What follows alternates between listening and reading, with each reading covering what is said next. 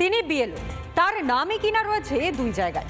বিজেপির অভিযোগ ঘিরে রীতিমতন দত্তপুকুরের শোরগোল। একজনের নাম দু জায়গায় থাকলে এসআইআর এর নাম কাটা যাবে। বিজেপির কটাক্ষের মুখে গাঁ বাঁচাতে সাফাই তৃণমূল কংগ্রেসের। যিনি বিএলওর কাজে নিযুক্ত রয়েছেন, একেবারে যেই বিএলও, সেই বিএলওর কিন্তু দু জায়গায় ভোটার তালিকায় নাম রয়েছে।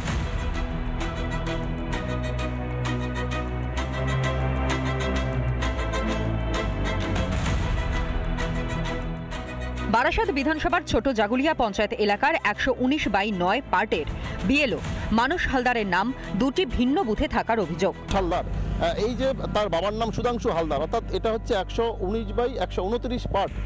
অন্যদিকে আরেকটা দেখাচ্ছি 119/128 নম্বর পার্ট।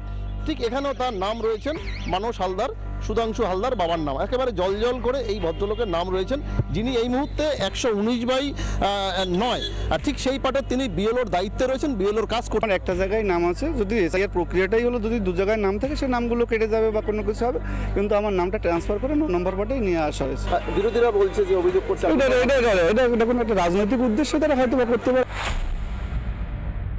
নাম কেটে যাবে, যেখানে নাম আছে বর্তমান তার সেখানে নাম থাকবে, আরেক জায়গায় নাম কেটে যাবে।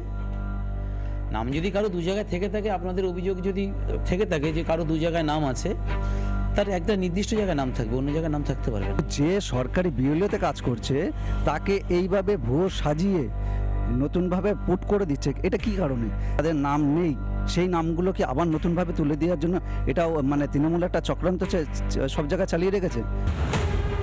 বিষয়টি খতিয়ে দেখার আশ্বাস দিয়েছেন বারাসাতে 1 নম্বর ব্লক বিডিও রাজীব দত্ত চৌধুরী। এটা আমার জানা নেই, আমি কথা বলবো। এখন দেখার যে কত নাম বাদ যায় আর কত সংখ্যক ভুয়ো ভোটার, ভুতুরে ভোটার তালিকা থেকে বেরিয়ে আসে, সেটাও কিন্তু আমরা নজর রাখছি। উত্তর 24 পরগনা থেকে টিটপ বিশ্বাস, রিপাবলিক বাংলা।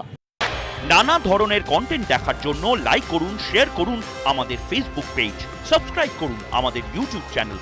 পাশাপাশি অন্যান্য ব্রেকিং নিউজের জন্য অবশ্যই চোখ রাখুন রিপাবলিক বাংলায়।